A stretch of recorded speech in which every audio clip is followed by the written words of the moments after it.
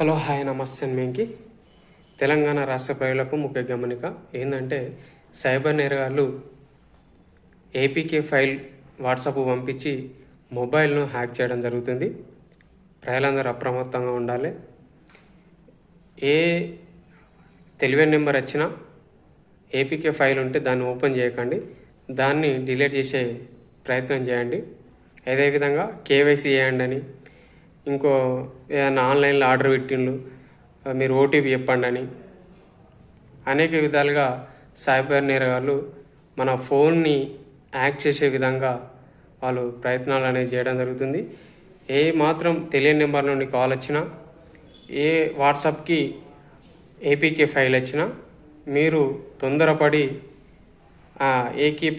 AKP ఫైల్ను మీరు download చేసుకోకండి.